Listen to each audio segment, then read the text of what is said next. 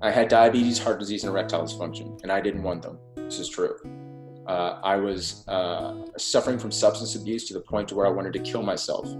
This is true, right? I wanted to end my pain through attempting suicide. And I didn't want to die. Why not? What was it about my life and myself that I loved enough that in spite of all this pain, in spite of all this discomfort, I was willing to get up every single day and do it one more time? I've lost 10 friends to suicide and overdose in the last 7 years. Wow. This message is a message I wish I had said to them. I don't think recovery is like becoming the sober you. I think recovery is a practice in remembering who you were before the world got its hands on you. Welcome back to another episode of Plant-Based DFW with Dr. Riz and Maya. Today we'll be speaking with Adam Saad. So Adam Saad, by the way, was influenced by Rip Esselstyn, just like Dr. Riz was. His story is amazing and so touching, and we really wanted to share this message right now, especially when a lot of people do not have their support system. We originally had asked him to be part of our lifestyle medicine wellness retreat, which was supposed to take place May 2020. Unfortunately, that was canceled. However, this coming weekend, August 14th through the 16th, he will be part of the annual plant stock retreat that's organized by Rip Esselstyn. So a little bit about Adam. In 2012, Adam Saad's life was completely out of control, once weighing nearly 350 pounds and struggling with multiple addictions, serious chronic diseases, and mental health disorders. His life nearly came to an end when he attempted suicide by drug overdose. He checked into rehab, and with the help of his parents and a plant-based diet, he began a journey that led to a remarkable recovery. Adam is now a diabetes and food addiction coach for mastering diabetes using low-fat, whole food, plant-based nutrition. He is an international speaker for the plant-based movement and addiction recovery movement. Adam has worked in recovery centers using plant-based nutrition as a tool for strengthening recovery and relapse prevention.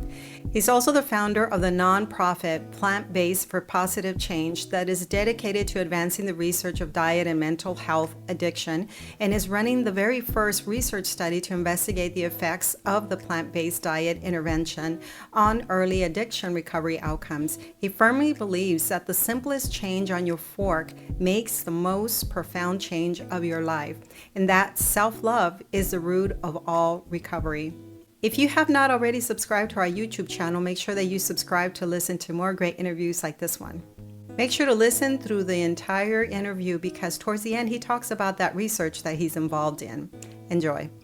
Welcome, Adam. Yeah, welcome, Adam. We're so happy to have you join us. I'm so glad, and it's funny because I'm in Austin, y'all are in Dallas, kind of like we're next door neighbors. Except, yeah, we are. We're fellow Texans, but we're so far apart. It's Texas is so big, and I'm a little jealous of you because you have so many plant-based options in Austin as compared to Dallas. I literally just got back. I was eating at this place called ATX Food Co. I'm telling you, this is the best food I've ever had. It's the best restaurant. It's all oil-free. Wow. And they just added a tempeh brisket taco to their menu, and they make the tempeh out of fermented black-eyed peas. And as a Texan, this brisket is amazing. And as a vegan, this brisket is amazing. That's wonderful. Yeah. So we whenever we do get the chance to go down to Austin, we make our list of vegan places that we want to hit up. Exactly. That's like an ideal place to go. And before we get started, there was one question because I know a little bit of your story, but what year was it when you met Rip Esselstyn? I met Rip in 2010. That's when I met him for the first time. And I was, like Rip will say, I was an absolute train wreck at the time. And so we've known each other for a while now, 10 years. Because I think of the effect that he had in your life, and it was Rip Esselstyn who actually got to Dr. Riz here when we actually went to Whole Foods as well. It was a couple of years later, but he was doing a Whole Foods tour, and I saw him give a talk, and that made an impression on me and got me started on the path of investigating a plant-based lifestyle. Yeah, he's a motivating guy. He's charming and he's so well-spoken and he knows his stuff, and he's great at what he does. Yeah, actually for me it was a little bit of incredulity. I was like, oh, this can't be true. Yeah. So I had to go and research it for myself, but at least it got, whatever he said something that made me go look, and I'm Started an grateful for that. investigation. Yeah. Great. I love it. So we would love to hear about the work that you're doing with recovery and the study that you're working on. For those some of our listeners that may not have heard of your work and your story, can we start with your story first? Sure. Yeah. So my story starts in childhood. I'm a 7th generation Texan. Wow. So I grew up eating burgers and barbecue, and I'm also Jewish. So I grew up eating bagels and blintzes as well. So it's like the standard American diet, wearing cowboy boots with some chutzpah. I ate what my parents ate. I ate what my culture, told me to eat. And, when you're a kid, there's no questioning it. This is the way it is. And I had a great childhood growing up. I rode my bike to school with my friends. My dad taught me to play baseball and basketball and football. My mom taught me about the beauty of imagination and the greatness of having a dream. And, it was very almost like a sitcom, or not a sitcom, but like a TV story type of childhood. And like a Leave It to Beaver, yeah, it really was. It's like all my best friends were in my neighborhood. We all played outside every single day. It was you didn't go in until your mom started counting to 3 type of thing. And but growing up, there were a few things that that had a real profound impact on me in regards to the way that I viewed myself, and one of which was food. And because for whatever reason, I couldn't stop myself from wanting to eat bad food, junk food, starting age. I don't remember a time when I wasn't criticized for wanting to eat junk food. And it was really confusing to me because so much of this was in our house. I mean, when you're 6, I'm not going to 7-Eleven. I'm looking at food in my house. And so I didn't understand why, if it was there, it was bad. And not only that, I couldn't understand why I was not able to stop myself from doing what was so easily done by everyone else, which was be moderate with it, And the criticism from my parents led me to believe that if I couldn't do what they wanted, then I wasn't worthy of their acceptance. And when you're 6, 7, 8, 9 years old, your parents' acceptance is everything. It certainly was for me, because they were my world. Everything centered around them. And I began to believe that there had to be something wrong with me for this inability to do that. And so I decided that since I couldn't stop myself from wanting to eat these foods, I was going to hide it. And I used to take food and run into my bedroom and turn off the lights and sit in the corner in the dark and eat junk food as fast as I could. Like I remember sleeves of Fig Newtons, just like eating the whole sleeve as fast as I could, because I was afraid and I was ashamed. I was so ashamed of the fact that this was a part of me that I couldn't understand. And I was so afraid that at any moment the door was going to open and my parents were going to see me for what I really was, this broken child that wasn't worthy of their acceptance or their love. Mm-hmm. So closet eating became a part of my life very, very young. And it started to, really impact my self-worth, my self-confidence, my self-love was diminishing. And a few years later, around age 10, 11, or 12, I was taken to a doctor and I was diagnosed with ADHD. And so now I have a doctor who my parents look up to, whose opinion of me my parents are going to accept, telling me that there's something else about me that is not accepted by the world. There's something else about me that's broken. And then he said, as long as, he didn't say this exactly, but what I heard was, don't worry, because we're going to give you a pill. And as long as you take this pill, it's going to hide what the world doesn't want from you. Mm-hmm. And from that moment on, it had a very profound impact on the way that I viewed myself and the world around me. That if I saw something about myself that I didn't like, or if I noticed something about myself that other people didn't agree with, or didn't accept, or didn't validate in a positive way, I could find a substance to fix it. That's how this worked. As a young kid being told this by so many different influences that were authoritative, that when there's something about you that doesn't work, there's something about you that others don't like, don't worry, fix it. There's a substance you can use to fix it. And we moved to Austin, Texas, right before I started high school. So I didn't really know anybody, didn't have any friends. And I went to high school at a very, very well-known football high school where Drew Brees played. And And so it's very cliquish, and there's the popular kids, and there's these kids, and then there was the kid who knew no one. And I remember my freshman year of high school, I got invited to a party. And my prescription for Ritalin had become Adderall at this point, because Adderall had sort of just come out, and Adderall is simply another stimulant medication used to treat ADHD. And I got a call from someone saying, "Hey, Adam, we want you to come to the party and bring your Adderall." And here I am thinking, why in the world would I want to bring my Adderall? I didn't know it was a recreational drug. And they told me, "Hey, if you bring it, you can, if you take extra, you have all this energy, it's lots of fun, like everyone's going to love that you're there. Just bring it." And of course, here is an answer to a problem that I had in my life of wanting to be someone that other people wanted around, that had something of value to offer other people, that was a point of connection that would allow me to become a part of a world that I was not a part of, which was a friends group. And I'm going to tell you, the minute that I used Adderall as a recreational drug, I was hooked. And I wasn't hooked to the drug. I was hooked to what it did for me. It seemed to magically fix every single problem that I had with myself and the way the world viewed me. Mm-hmm. Because at this point, I was a little bit overweight, and Adderall is amphetamine. That's what the stuff is. Mm-hmm. If I were to go to a pharmacy right now and ask to see a bottle of generic brand Adderall, it says amphetamine salt. The stuff is medically pure amphetamine. That's what it is. That's why it works so well. So when I was on a lot of Adderall, I didn't have any hunger drive. So weight's going to be not a problem for me. I can lose weight easily doing Adderall. At the same time, my dad and I were having troubles with our relationship because my work ethic, or lack thereof, was a constant point of contention for him. But if I take extra Adderall, that's not a problem. I can study, I can focus on anything. I was also immediately confident. I felt superhuman, and I was able to talk to anybody without concern. And whatever they were talking about was immediately interesting to me.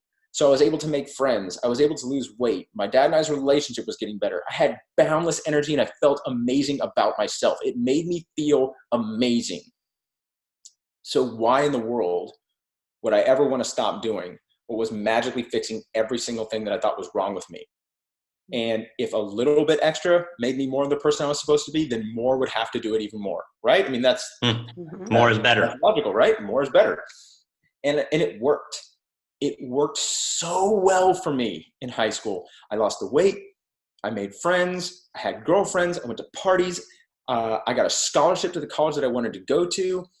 Everything was amazing because of the Adderall. That's how I saw it. Adderall was fixing every single thing that made life painful. And so when I went off to college, Adderall came with me, of course. And that's when things took a turn, because I had been abusing it all the way through high school. And at some point, it stopped being enough. More was never enough. And that need for more became the most overwhelming concern in my life. I began to care less about what my classes were, what was going on outside of school, what my friends were up to, what my family was up to. These things became less and less important in my life as the other concerns, which were, how much do I have? How much Adderall do I have? How long will it last? Where will I get more? How much will it cost? Where will I get the money to pay for it? These became every single thing that I thought about all day long, in a reoccurring cycle that was bordering on madness. And to the point to where the only thing I could think about was what was going on with my Adderall. And so I told my parents that I was dropping out of college to go work in the industry that I was studying, which was film. And it's true, I did get myself a job so that I could come back to Austin and start to work. I was like, I'm going to take a year off. I'm going to go work in the industry. And while that's true that I set that up for myself, that's not why I was coming home. I was coming home because in Austin, I knew the people I could buy Adderall from, and I knew doctors that I could scam.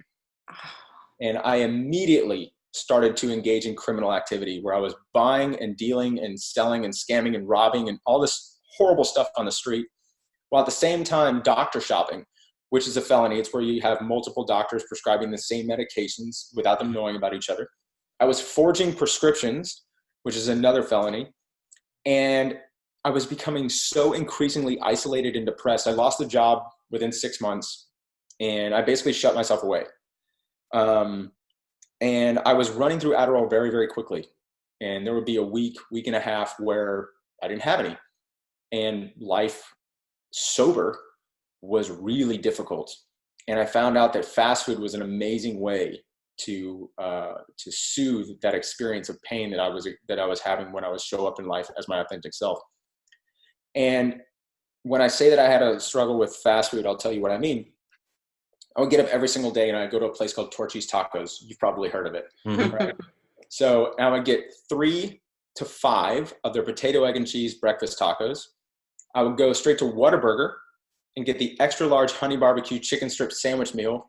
Then I would go to McDonald's and get 2 supersized double quarter pounder meals because one was not enough.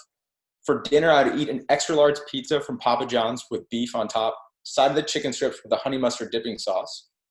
Then at 3 a.m, go back to Whataburger for 3 of their breakfast on a bun sandwiches with sausage, egg, and cheese. During the course of the day, I would drink 15 to 20 sodas. And when I say that I was struggling with substance abuse, the average prescription for Adderall is 10 milligrams a day. I was doing 450 milligrams in a 24-hour period. I would do it for 6 days straight where I wouldn't sleep. I wouldn't eat during those 6 days. The only thing I would consume was Adderall.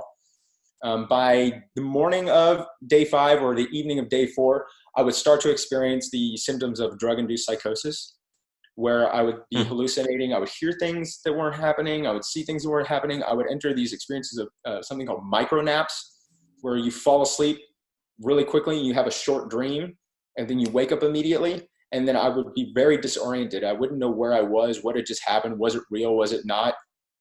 I would have these really weird experiences where I'd be laying down and I'd fall asleep and I'd feel myself get up and walk around the room and stumble into things. And it would be very hard because I would try to be moving my body, but I couldn't. It was just the most uncomfortable experience I've ever had. And I remember that I had developed these obsessive compulsive tics, one of which was I couldn't stand to feel the hair touch my ears. And there was one night where I was up all night as usual. And that OCD tic had become so overwhelming that I was brushing my hair forward and back all night long. And when I went to go to the bathroom in the morning, I brushed all the hair off the side of my head. It was completely bald. Mm-hmm. And, it was at this I started to gain weight, obviously, as a result of the fast food. And I think I was about 300 plus pounds at this point. And it was at this really, really difficult time in my life that my dad came to me. And at this point, I avoided my family at all costs. The only time I would see them is to either get money or things from them or to blame them and shame them for every single thing that was wrong in my life. My dad came to me and he said, my dad's been a part of Whole Foods Market since the founding. And he says to me, Adam, Whole Foods Market has just partnered with this man named Rip Esselstyn. And Rip Esselstyn is the creator of the Engine 2 diet. And we are offering to our employees the opportunity to attend a 7-day retreat to learn the principles of a plant-based diet, to reverse disease and get their health back. And there's a few spots open and enrollment has closed, and I can get you a spot. Will you please go? And I remember I actually went and met with Rip in his office at the headquarters, and we talked, and I just I BS'd him everything I needed to say for him to think that I really wanted to go. But I'm gonna tell you, the only reason I wanted to go was because if I told my dad yes, he'd keep giving me money. That's why I wanted to go. I did not care who Rip Esselstyn was. I sure didn't want to hear what he had to say. I had no interest in listening to one darn thing anybody was telling me there. And so I went. I was high when I showed up. I had drugs on me. I had a private room because I didn't want to be around anybody, and I know no one wanted to be around me. I was very diaphoretic, so my face was always flush red. I would sweat through 2 shirts a day. And I remember that I had no intention of going to the lectures, but I went. And I listened to everything that was being said. I sat in the very back up against the wall, and I watched this family, and here I am, I was immediately judging them as arrogant and trying to find flaws in them so that I could disregard everything that they were teaching me. But I heard the message from Dr. Esselstyn, from Rip, from Dr. Michael Clapper, from Doug Lyle, from Jeff Novick, from all these people. And they're all saying if I were to adopt a diet based around plants, entirely plants, that I could regain my health, And it spoke to a core value in me, in my connection to nature and the natural world. It goes back all the way to when I was born. So when I was finally able to leave the hospital, my grandmother took me outside and she placed my hand on a tree. And she was introducing me to nature and saying that this is your home. And as long as you love nature, you're never lost. Wow. And so here I am learning that I can not only recover my health, but I can finally be in alignment with a core value of mine that I had been butting up against my entire life, which is that I love animals, I love nature, I eat them. And I eat them because I was selfish and, I was very aware of what I was doing. I knew that there were vegans. I knew that there were vegetarians in the world. I knew it was possible, but it wasn't convenient for me. And so I made up this, bullshit morality thing that, I eat, grass-fed and all that stuff. And in fact, the last night of the immersion, there was a speaker named Dick Beardsley. And Dick Beardsley is he's one of the greatest marathoners of all time. He ran an amazing race against a runner named Alberto Salazar in the Chicago Marathon. And there's actually a really great book about it, I believe. But what he talked about wasn't his running career. He talked about afterwards when he was working on his family farm and he got caught up in machinery and he nearly died. And he became very dependent on painkillers. And that dependency got way out of hand. And I listened to him talk about himself and his substance abuse and how he treated people and how he moved through the world. And I was like, wow, this guy's talking about me. And for the first time, saw somebody that I knew that if I went up to this person and said, I need help, I'm scared, I don't know what I'm doing, I can't stop using, I can't stop eating this food. And no, I'm not going to be judged for it because this guy has gone through my experience. He's not a superhuman. I saw Rip as like this celebrity superhuman. How could he ever relate to my experience? But this guy, and I wish I could tell you that I walked up to him and asked him what to do. And that very next day, the immersion saved my life, but that's just not my story. Yeah. Can I ask you a question about that first immersion? What did you learn in that immersion program about food addiction itself? Doug Lyle was there, I believe you said. Yeah, Doug was there, and I didn't really listen to what he had to say. I remember that he was giving a talk about the pleasure tribe, and I heard a little spatterings about it, but I didn't really listen. It would come back later. Because at this point, you didn't understand why the heck you were there in the first place. I mean, you were dealing with a drug addiction in a sense, and what did food have to do with any of it, right? Yeah. Well, I mean, I was also very dependent on fast food, and I was just so unhealthy. My dad was offering me the opportunity to show me that there's so much that's in my control, and that if I were to incorporate one positive change and see the results of it, then maybe I'd want to do more. Mm-hmm. But I left the immersion. You know what? I was just not ready. So did you approach Dick Beardsley or not? No. Oh, okay. Right. I tried so hard. Okay. You know what? It comes down to this. I was not ready to give up what was allowing me to escape a life that was too painful a place to be. It's like when a person is not quite ready yet. Please continue. A year later, I came home from shopping. I had to shop at a place called Casual Male XL because I had a 50-inch waist. And when I was outside, I really went outside because I lived like a hoarder. When I went outside, I would look at people and I would notice them stare at me, right? And it's kind of a painful experience to have people pay attention to you and ignore you at the same time. And I would imagine that they were thinking really awful things about me. I don't know what they were thinking. They probably didn't notice me at all. And when I would come home, I would go into the bathroom and I'd take off my shirt and I'd stand in front of the mirror. And I would say to myself everything that I imagined everyone else was saying to me. And as I would say these things, I would start to beat myself as hard as I could. I would punch myself in the stomach as hard as I could over and over and over again, because my goal was that if I could just hate myself enough, and if I could hate my life enough, then maybe I would finally want to change. And the only thing that would happen was I would end up collapsed on the floor, swollen red, crying, because it didn't matter how hard I hit myself, and it sure didn't matter how much I hated myself. It was never enough for me to want to do anything about my life. It just made me want to use more. And I had always felt like I was not enough, right? And I had gotten to a point to where living hurt in every sense of the word. And everything that I hated about myself, everything that I hated about my life, at that moment was the worst it had ever been. And I was certain that tomorrow it would be worse. And I just kept thinking, how bad does it have to get for me to want to change? Because I just didn't want to. And how much worse can I actually tolerate? I'd always accepted that I wasn't enough, but now the enormous amount of drugs I was doing was also not enough. So I'm not enough. The drugs aren't enough. I don't want to change. I just couldn't take it anymore. And, it wasn't like a plan, but it was like 2 a.m. and I had a conversation with my twin brother a few weeks before that, where I had told him, that he's the most important person in the world to me, and that, no matter what, I would never commit suicide, because I don't want to live my life without him, and I wouldn't want him to live his life without me. But I don't know what happened. I just couldn't take it anymore. And I grabbed a handful of pills and I swallowed them all.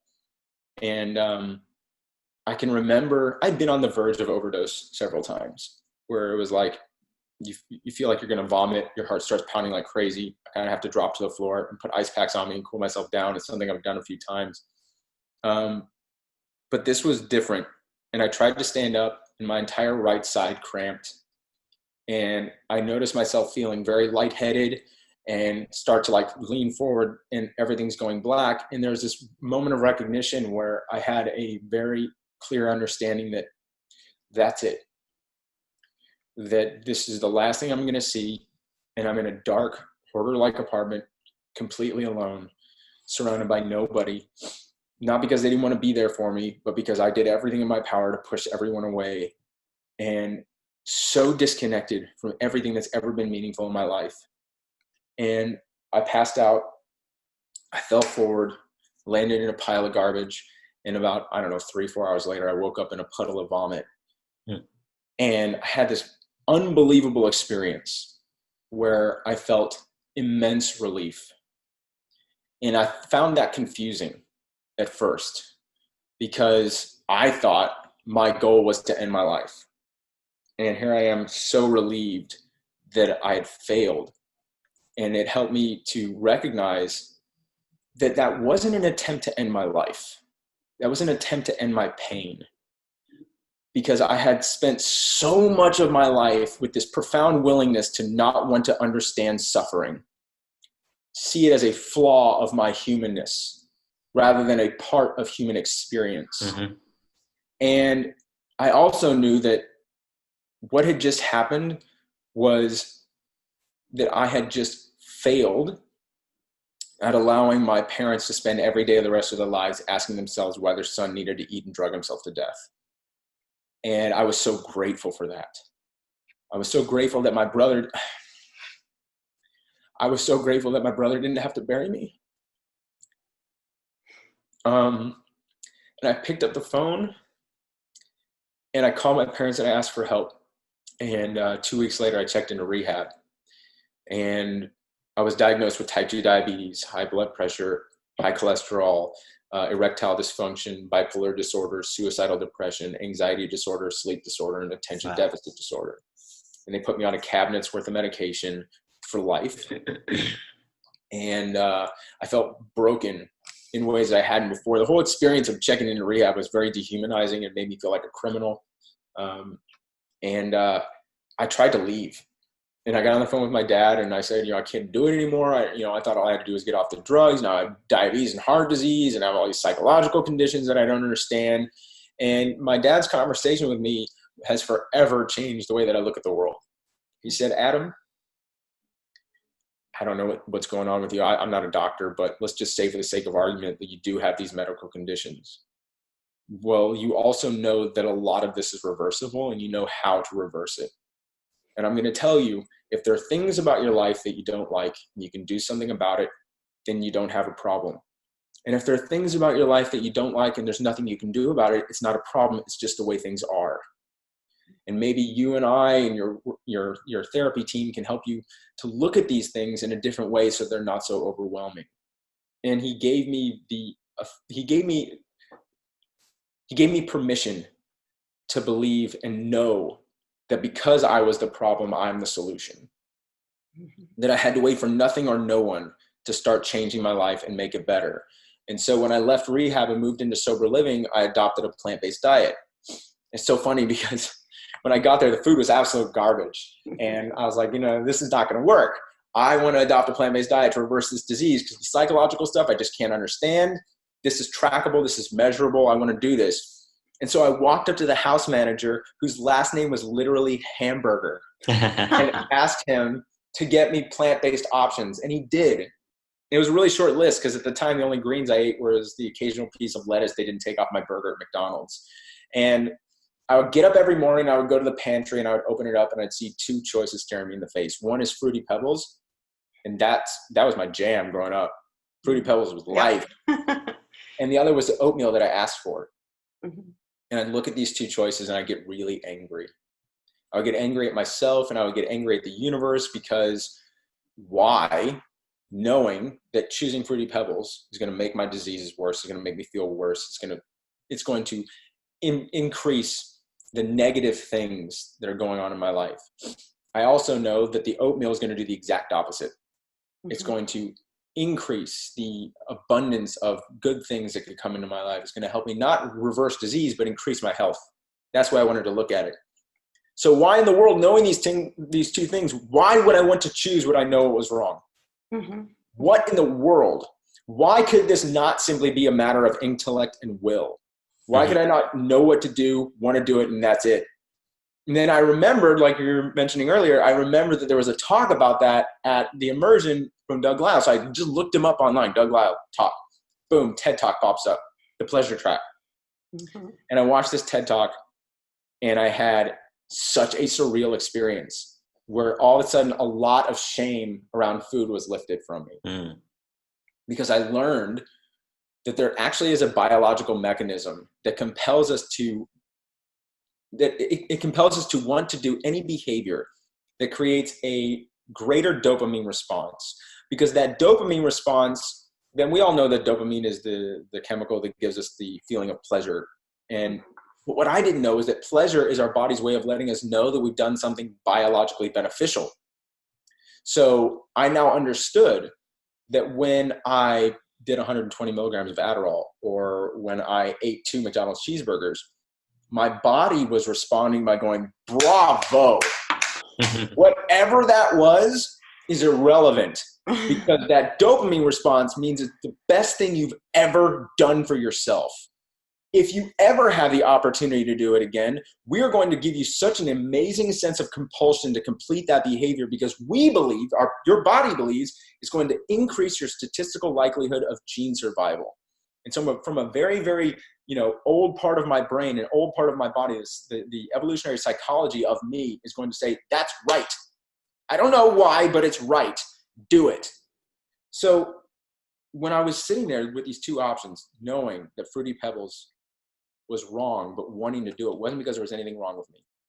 Mm-hmm. It was because my body was doing exactly what it was supposed to do, given the way that I've been living my life. And I also learned that if I was simply willing to make the healthy choice over and over again, eventually it wouldn't be a chore. And then eventually I would look forward to it. This TED Talk taught me that the invariable truth to the beginning stages of change, and that is a willingness to be comfortable being uncomfortable.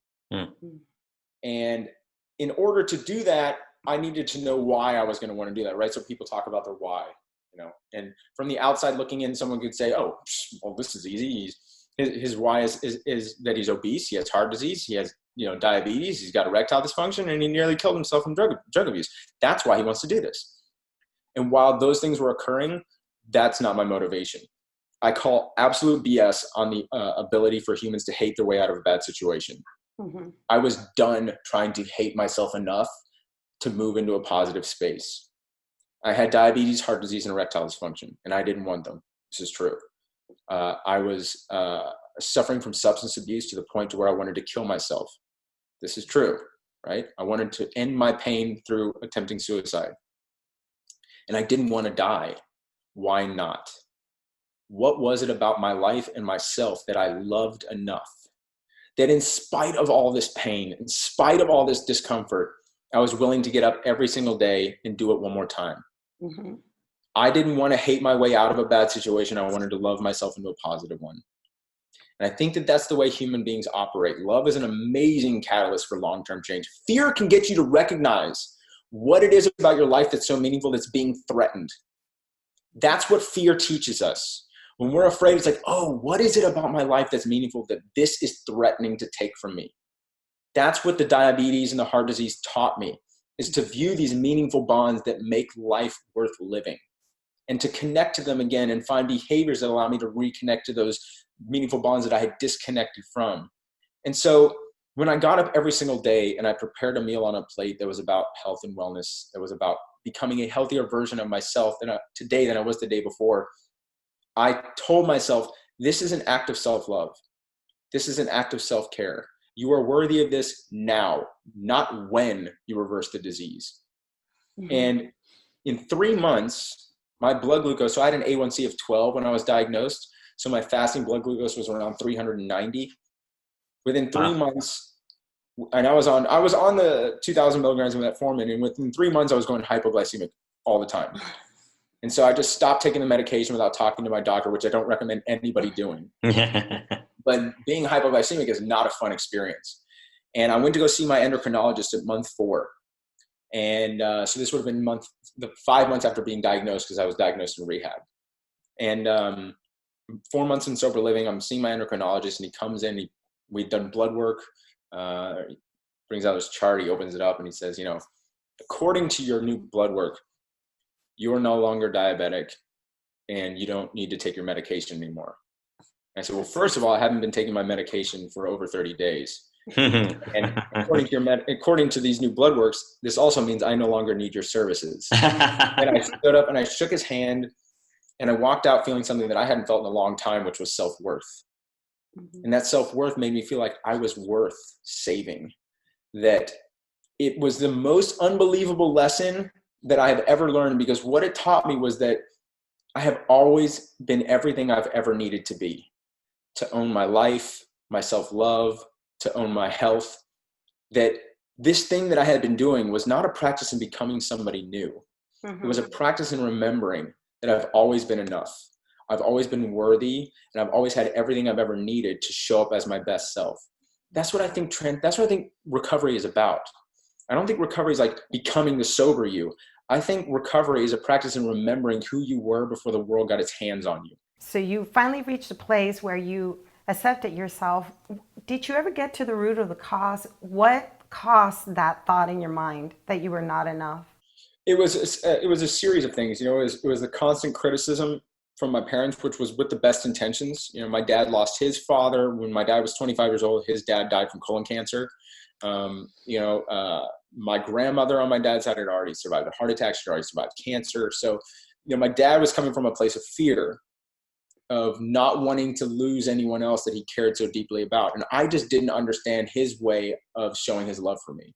Mm-hmm. And, when you're that young, how was she supposed to perceive it? And so it was just, it was simply a misunderstanding of the world around me and how I fit into it. Or your story early on caught my attention in that we keep the foods around the house that we're also told not to eat too much of or to stay away from. And that can create such incongruous thoughts in your own mind, that how do you resolve those things? These are my parents who want nothing but love and good things from me. Why would they ever allow me to put something into my body that would be really harmful? It can't be that bad, or they wouldn't give it to me. Why would they have it in the house? Why would they have it in the house? Yeah. They didn't know better. Yeah. Of course they didn't. And I didn't know any better. And I also didn't know. I did not know that it was okay not to know. Mm-hmm. Right. Well, and that's the way our society is. It's a societal issue. It's not just your parents. It's not you. It's not us. It's the way our society is constructed today. So it was in sober living where you were sort of being fostered. There was an ideal situation for you to not only be off the Adderall and other things, but also to incorporate plant-based foods. And you had the support of, you said, the manager there? Yeah. Phil Hamburger was amazing. Were you the only person that had ever requested plant-based foods? Yeah, I was the only one there that was doing a plant-based thing. And it was, there were the comments and stuff, but it was great. But what I loved so much about it is it gave me this ability, this opportunity to become very aware of myself, right? So I would get up every single day, like 4, 5, 6 months in, and have urges and temptations and cravings, not just for food, but for substance. And I would get angry and anxious and fearful of those things. And I would see those feelings, those sensations as failure.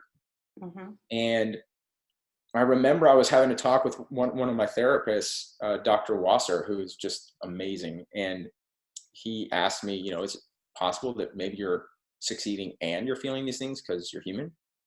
And I had this quiet, calm moment where I asked myself, is it ever going to be possible for me to live a life where I don't feel fear, where I don't feel anxiety, where I don't feel temptations or urges or cravings for anything? Absolutely not. Mm-hmm. Is it going to be possible for me to live my life where I have those experiences and I'm okay with it? Yes, absolutely. Because I gave myself permission to view the breadth of human emotion as simply a reasonable response to life. Mm-hmm. That, like you were talking about earlier, that our society conditions us to believe that one half of the breadth of human emotion, the positive emotions, are worthy of experiencing without judgment, because that's an indication that you're doing things right. And the other half, the negative emotions, you have to judge yourself for. You have to figure out what you did wrong, why you're feeling them, because they're an indication of failure. And the problem with that is that is not what emotions are. They are not happening to us. They're happening for us. They are a meaningful signal that allows us to recognize the way that we're showing up for ourselves and how we're moving through the world. And in my inability to willingly allow myself to experience the entire breadth of human emotion, I was missing out on some of what is best about being alive. And I was going to allow myself to learn to be able to do that, to feel fear and say, I love you. To feel anxiety and say, I love you as much as I love excitement and joy. Mm-hmm. And that this is not an indication of failure. This is a reasonable response to life as a human. And that was really, and it's something I still work on. Like I'm working on myself constantly. It's a constant, practice, but that was huge. Mm-hmm. Because that allowed me to become the conscious observer of what I experience emotionally, rather than the unwilling participant.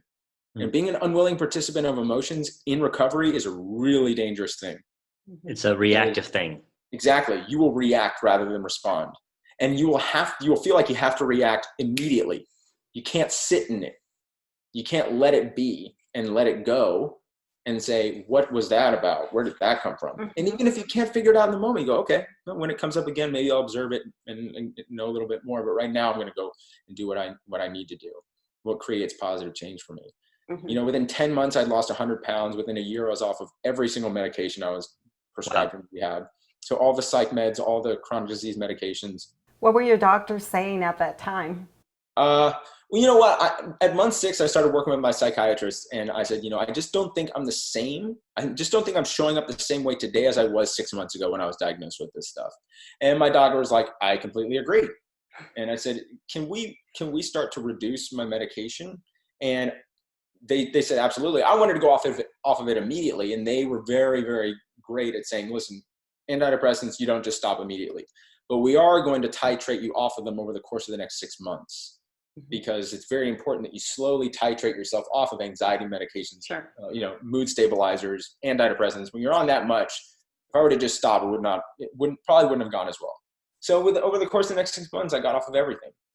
And it was an amazing experience. And, I recognize that I had amazing resourcefulness and self-awareness to create this opportunity for myself, but I've never done any of it alone. I had an amazing support team. I have an amazing family. People like Rip, who gave me this gift of being confident in my knowing mm-hmm. that the choices I was making in regards to food were going to create health in a way that I've never had before. So that I could say, you know what, I don't really know what I'm doing, but I'm sure of this. And it's not just physical health, but mental health. Absolutely. Right. I wasn't aware of that at the time, but, I look back at my experience going through recovery, and I was in sober living for 10 months, and I went through sober living with a lot of people. And I watched the people that I went through sober living with eating whatever they wanted, whenever they wanted, and their medications going up, either in dosage or in number of medications. And I noticed people's weight going up, and I'm sitting here like, well, what's the X factor that allowed me to not be on more medication, but get off all of it and lose 100 pounds? Because I went to the gym with everybody else. I went to the same, intensive outpatient therapy program with everybody else. My food environment was completely different. And it had a profound impact on my ability to not only recover my physical health, but to gain incredible awareness of how I move through the world. Because it taught me that, all right, so let's say that even if chronic disease and mental health issues were 80% of your genetics, right? The 20% is still the one that's worth focusing on, because that's the one that we have control over. Luckily, right, 90% environment and 10% genetics. Luckily, I get to have so much control of how I show up in the world by creating an environment where, regardless of how I'm feeling, I can make daily positive change.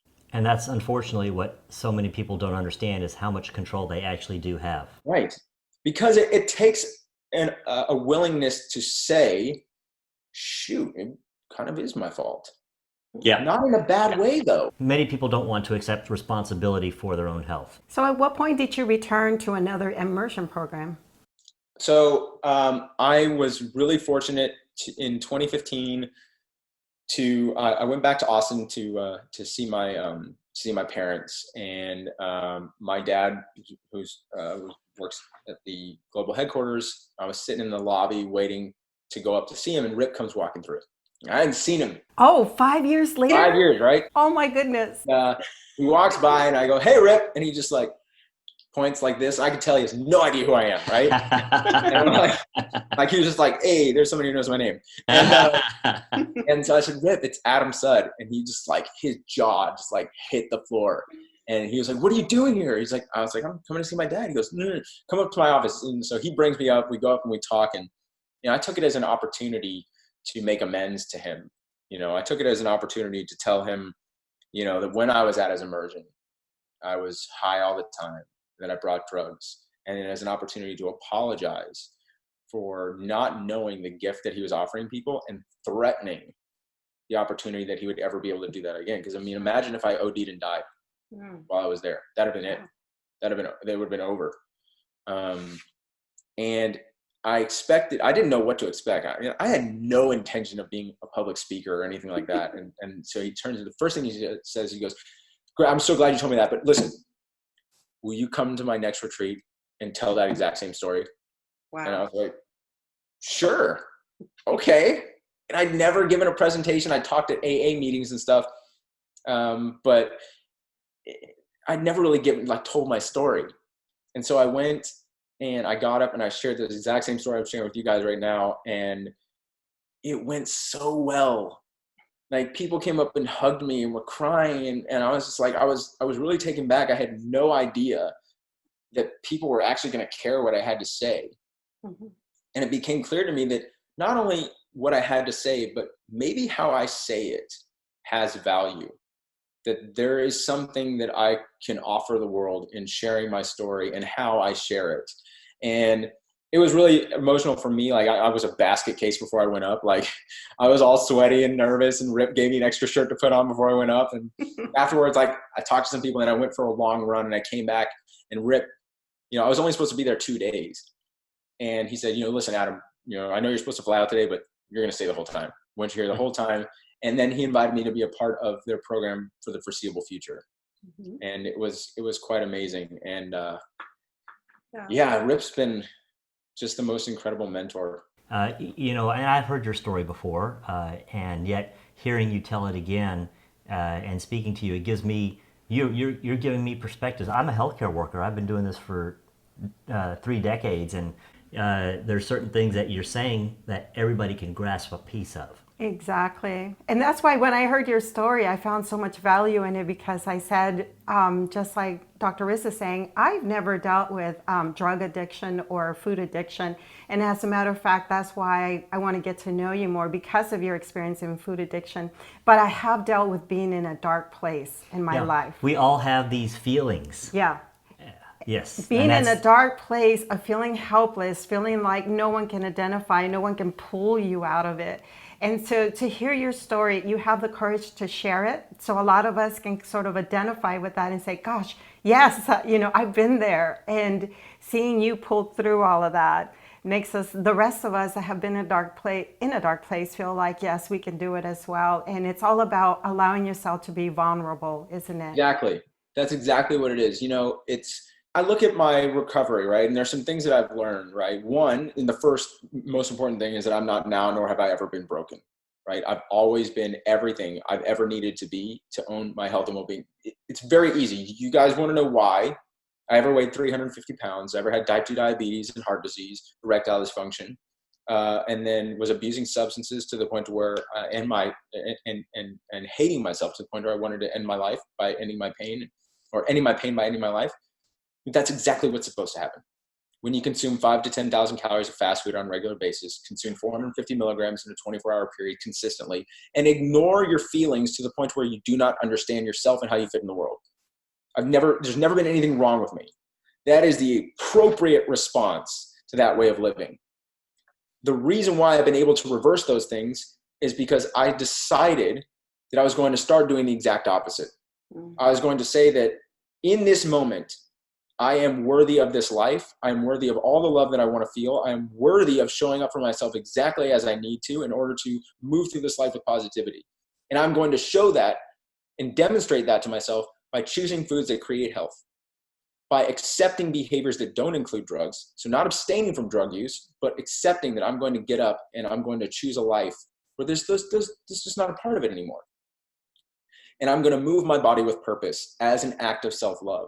And I'm not going to focus on the results of reversing disease. I'm going to fall in love with the behaviors that allow me to show up best for myself. Because if I do that, then I will live this way for the rest of my life. I think of it like training for a marathon. If all I want to do is run a marathon and I train and run a marathon, I may never run again.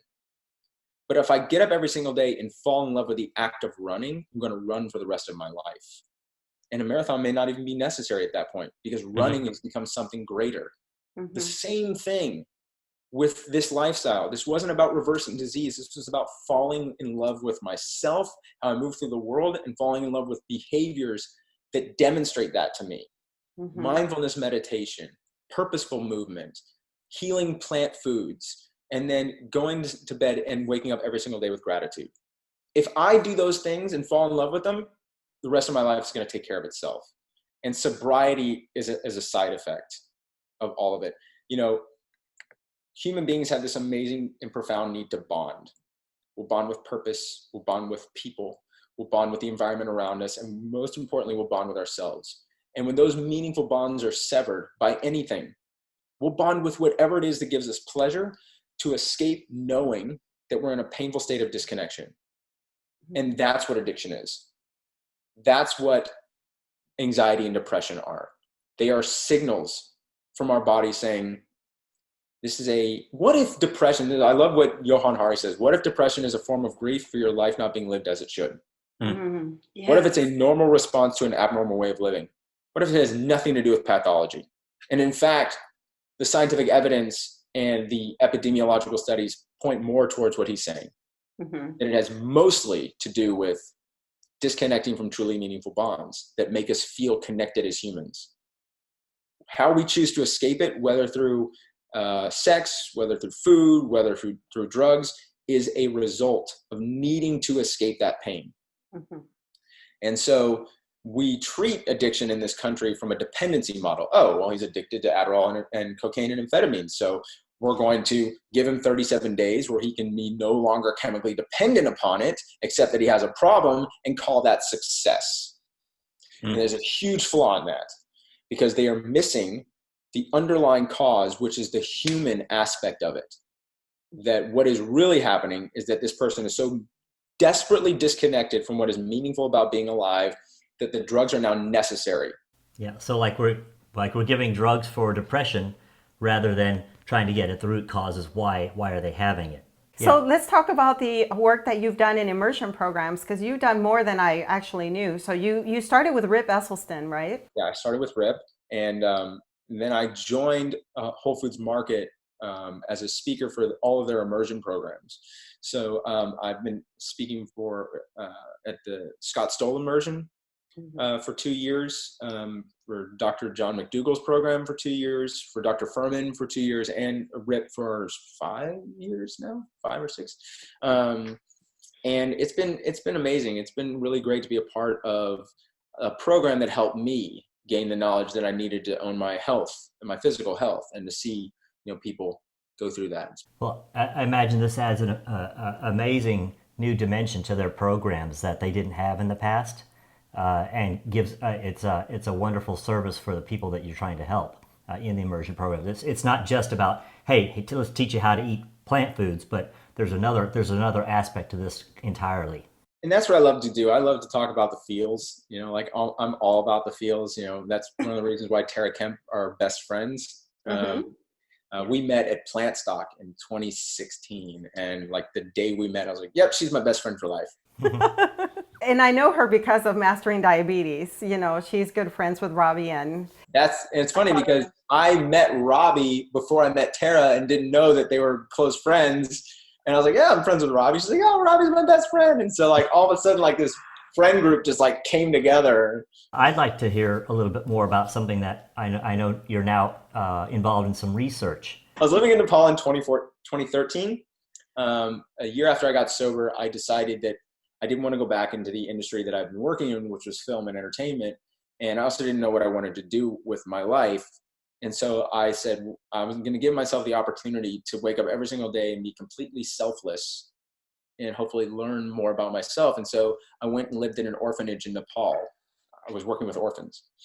And, here are these kids who are either orphaned because they don't have parents, or they were at this orphanage because they have parents, but it's not safe for them to live at home, domestic abuse, drug problems, whatever it is.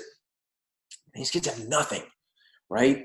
And I showed up, and they just have the most immense gratitude and joy in their lives just because you're there and they're there and they're alive. And I learned so much from them about minimalism and the simple joys in life. I mean, these kids are never going to have the opportunities that you and I have. And yet they're probably happier today than I am most of the time. Because when they have what they need, it's everything they want. And I decided that this is really cheesy, but it is what it is. I went and did a yoga class on the lake in Nepal with a yogi, and he asked me to do something that I'd never allowed myself to do, which was to try to see 5 years down the road. And I gave myself permission to do it, and I had this really profound experience of seeing that I was going to use nutrition to be of service to people that haven't been offered this opportunity, which was the experience that I've had, which was substance abuse recovery. And I called my dad and said, I'm quitting the industry and this is what I'm going to do. He goes, well, you better have a plan. And I was like, I'm working on it. And I came back and I knew that at the time, I even wrote in my journal that I want to investigate the impact of nutrition on substance abuse and mental health recovery, but I'm not ready to do it yet. And I spent the next 3-4 years gaining the knowledge, studying what I needed to learn, and also meeting the people and making relationships with people that I knew would benefit my life and benefit my ability to bring this knowledge to the world. And so it wasn't last year, but in 2018, the end of 2018, I was like, it's time for me to do this. And so I reached out to Tara, because she's the only person that I know that has the same exact view on self-love and recovery that I do. And I knew that she had just started her PhD study at NAU. And I said, listen, Tara, I have recently finally, and this took me a while, I found a treatment center that was willing to allow the study to happen on their population. Wow. And I called Tara, I was like, look, I got a treatment center that's willing to do this, and I want you to be involved. And she says, well, Adam, I just started my PhD study. Typically, first-year PhD students don't get to do their own research. They assist their advisors on their own research. She was part of the Nutritarian Women Health Study. And she goes, well, let me talk to Jay. Let me see Jay Sutliff at NAU. Let me see what he's interested in. She calls me back in like 24 hours or less. Like, oh, they want to do it. They so want to do it. And Tara was just going to be a co-investigator. Jay Sutliff was the lead investigator. So we had a meeting in Arizona when I was out with Rip and Engine 2 doing one of our retreats in Sedona. They drove down from Flagstaff. We had this great talk where we were sort of like talking about what is this going to look like? What are we actually investigating? And it came down to it to where Jay was like, look, Adam, this is what we want. We want to do the study. We want to do it exactly the way you want to do it. And we want you to own 100% of the study rights. So you need to start a nonprofit so that your nonprofit can fund the study and own the rights. I was like, sure, I'll do that. I know exactly how to do that. I have no idea what I was doing. So January 1 of 2019, I founded a nonprofit, went through all of the legal processes of getting my 501c3. My 501c3 came through in July of 2019. And then I started to work with NAU regularly. What are we investigating? How are we going to investigate it? What are the scales of measurement that we're going to use to validate our claims? All of these things that you go through, because we were like, all right, so we're going to study recovery, but what does that mean? How do you define recovery? Yeah, what are your parameters? What are the outcomes that we're actually going to use to define that we've studied recovery? And what we decided upon was resiliency. And there is a validated scale of measuring resiliency called the Connor-Davidson Resiliency Scale. And what it was originally designed for was to measure the effectiveness of PTSD treatment. Right? How effective is it at allowing a person to be in a moment of discomfort, extreme discomfort, and have the resiliency to move through it with a positive response rather than being overwhelmed by the experience of post-traumatic stress. And so we're like, okay, this is it. This is what we want, because what we're talking about is measuring one's ability to be able to confront those parts of themselves that are no longer serving them and have the resiliency to move through that moment of extreme discomfort with grace and positivity. And so, yes, while we are also measuring depression, anxiety, self-compassion, resiliency is our primary outcome. And I had been consulting with Dean and Aisha Sherzai because I had met them at Plantstock the previous year. And I told them about the study idea and they were blown away. And it was so funny because I asked Dean, I said, Dean, in your work, he's probably the foremost, both of them are probably the leading neuroscientists in the world. In your work, have you ever come across any research showing the positive impact of food on addiction recovery? And he goes, Adam, I'm really sorry to have to tell you this, but there's no evidence showing that there's any benefit to diet on addiction recovery. And here's why. It's never been studied. Mm-hmm. He goes, if you do this, you'll be the first to ever do it, which was so shocking to me because everyone who checks into rehab is not only going to be fed 3 times a day, they're all fed the same thing. Mm-hmm. It's such a control. Why would we not investigate the effect of that in that setting and know whether it's hindering or strengthening one's ability to build a foundation for recovery? It's mind-blowing, but I got so enthusiastic about it. He lit this fire in me. I was like, well, I'm going to do this. And we decided that we knew what we were going to study. We knew how we were going to study it. So it's not just looking at how food impacts those validated scales of emotional health, but it's also a microbiome study. So we're looking at how changes in the gut microbiome and changes in various lipid biomarkers. So we're doing full lipid panel, but we're also looking at high sensitivity C-reactive protein. We're looking at omega-3. We're looking at various vitamin levels that have implications in neurotransmitter formation. Mm-hmm. And we're looking at how those changes relate to those validated scales of measuring self-compassion, resiliency, anxiety, depression, mania, and obsessive compulsive drug use. And so this isn't looking at sobriety as an outcome, but how food in your environment influences those mediating factors that create the ability for one to recover. Mm-hmm. And I think we were at, I don't know, it was maybe May or June, and I was talking with Tara. I was like, you know what? Dean and Aisha have been so great in offering us so much consult. Like, we should just ask them to join the study. I didn't think they'd actually do it because they have so much going on. But I got on a phone call with them, and Dean and Aisha just I didn't even make it through. They go, yes, we're in. We're in. And what was really impressive was Dean says, that they have been involved in research for 20 years, whatever, but they consider this the most important research they've ever been involved in. Oh my goodness. Which, like, when they said that, Tara and I just looked at each other like, are you kidding me? But I've also had amazing help from other amazing doctors. Dr. Elizabeth Winings, who is the medical director for the Engine 2 retreats. And she is she has amazing experience with psychological health. And she gave us a lot of consult in the beginning. Dr. Clapper was the one who came to me as, this has to be a microbiome study. I was like, that's really expensive. He goes, figure it out. Yeah. Because this has to be a microbiome study. And I did an episode on Plant Proof, the Plant Proof podcast with Simon Hill. Mm-hmm. And there's a young microbiome doctor named Dr. Frank Cusimano. And he was finishing his residency at Columbia. And he heard the episode and he reaches out to Tara and I on Instagram. He's like, I'm super fascinated. Can I talk to you about, if you have any needs for a microbiome specialist? And it's exactly what we hadn't found yet. And so we get on the phone. I was in Costa Rica at the time with Robbie and Cyrus for a Mastering Diabetes retreat. And I was like, Tara, this is your world. You're the researcher. You know all this stuff. You get on the phone with them and let me know what happens. And she calls me back. And I thought she was crying, but she was laughing. She goes, he's so in. He's so in. And what's amazing is that normally the microbiome sample cost, just to sample for each sample, is like $70 per sample. At the time, we were doing 1,000 samples. Oh my. He got us down to do 400, but still. And he goes, look, we're going to use the Wang Laboratory at Columbia, so I can probably quote you $7 a sample. I'm like, are you kidding me? So like everything just fell into place for this, and it's been amazing. And we started the study January 2020, so it's currently running right now. Wonderful. We have when people exit detox and enter the residential setting, the actual rehab facility. Within the first 24 hours, they are offered the opportunity to be a part of the study. There's a recruitment process.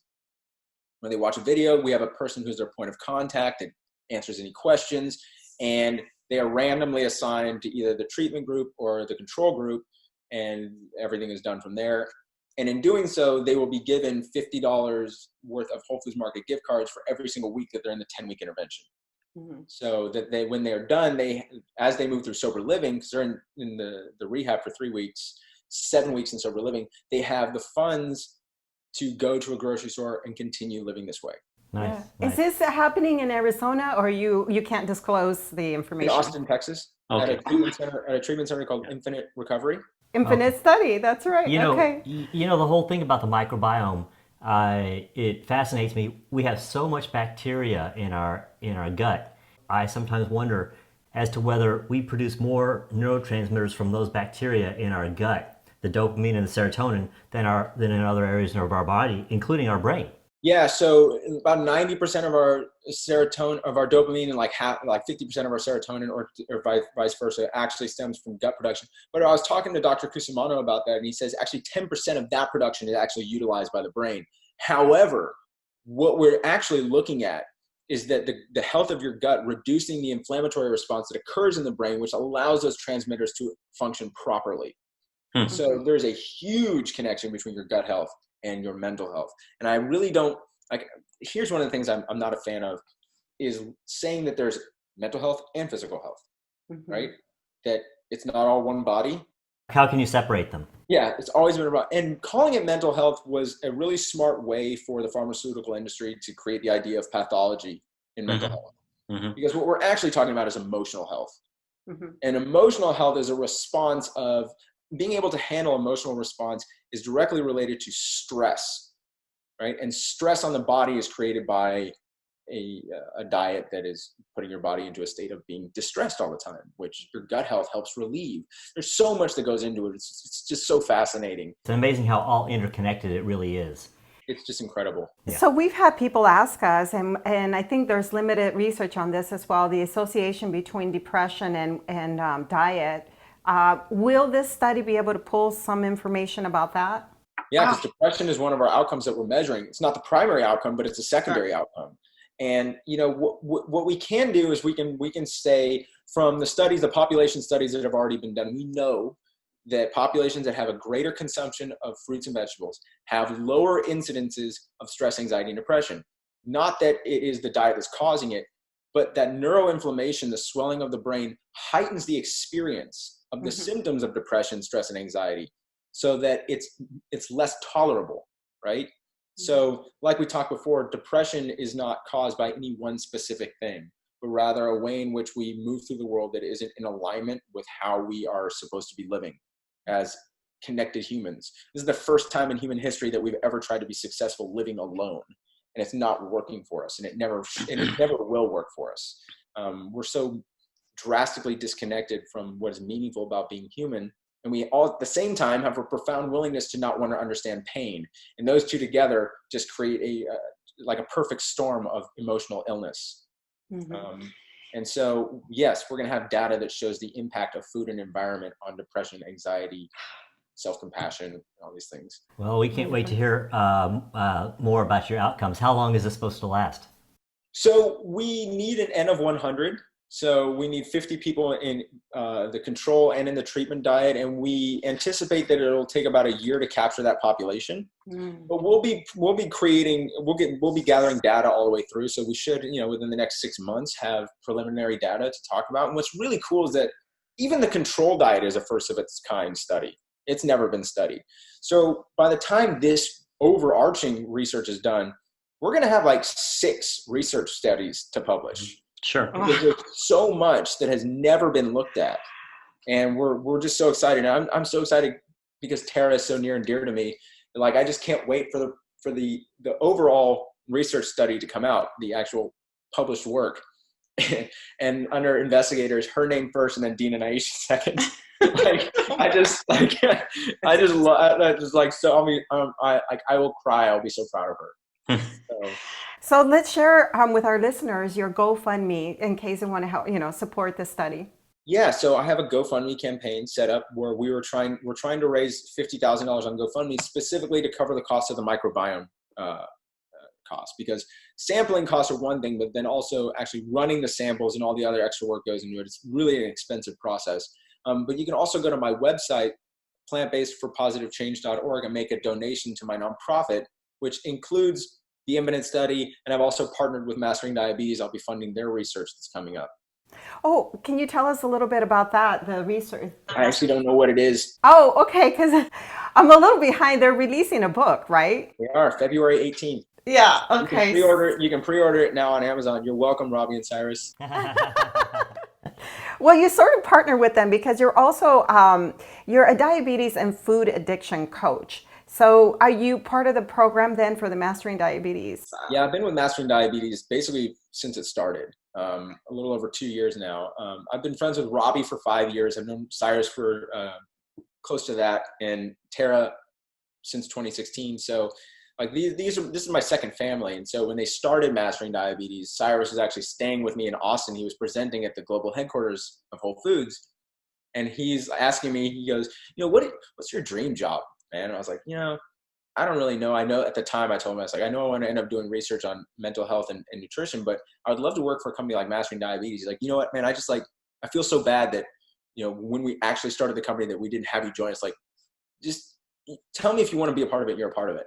And so at the time I was working as a health coach for the Medical and Wellness Center of Whole Foods Market, and my contract was up. And there was a question of whether or not it was going to be possible to renew my contract and extend it for another year. I was like, I'm going to make this really easy. I appreciate everything that you guys have done for me, but I'm going to go work with Mastering Diabetes. I'm going to go work with my friends, and we're going to do this thing. And so it's been amazing. Awesome. Wonderful. Is there anything else that you'd like to share with us? Like, how can people contact you? You mentioned they can support your nonprofit. Yeah, you can support my nonprofit. You can follow me on Instagram at Plant-Based Addict. But I always like to end it by making a statement to people, because everybody knows someone who's struggling. Everybody knows someone who's suffering. And it's really important that I don't like people being identified by what they struggle with, right? So people who are depressed are not sick. They're human beings in pain. Mm-hmm. People who are suicidal are not crazy. These are human beings in pain. And people who are addicts are not criminals. These are human beings in pain. And if we stop identifying people by what they struggle with, it might be easier to listen to their needs. And if we listen to their needs, we may be able to see that their pain makes sense. Mm-hmm. And the best thing you can do for any of these people that you love, that are struggling, is go to them and say, I love you, whether you're struggling or you're not. I love you, whatever is going on in your life. And if you need me, I'll sit with you, because I don't want you to be alone or feel alone. Because more than answers, people who are in pain just want to know they've not been forgotten by the world. And you can be that person who sits with them, who puts their arms around them when they can't hug themselves, who says, I love you when they can't say it to themselves. You can be the shoulders that hold the weight of the world for someone whose world has become too heavy. And in that moment, they are going to feel seen and they're going to feel heard. And they may actually ask you to stay with them. I've lost 10 friends to suicide and overdose in the last 7 years. Wow. And this message is a message I wish I had said to them. Don't worry about whether or not they're going to get angry or they're going to respond poorly. That's on them. Make sure you say this to someone you love, because it matters. Thank you so much for your time, Adam. Adam, I just want to say, personally, thank you so much for sharing your story. I know you've been doing it for a while, but it had to be a very brave, courageous thing to step out and finally get out there and start doing it. And you're changing people's lives. No, thank you so much. That means a lot. And now you're contributing to science as well. We feel really confident about the results that we're going to see, so we're excited. Exciting. All right. It's been a pleasure. Take care. Thank you. You've been listening to the Plant-Based DFW podcast show. If you like our content, please like, share, and leave a review. Our goal is to provide quality episodes to help support the community.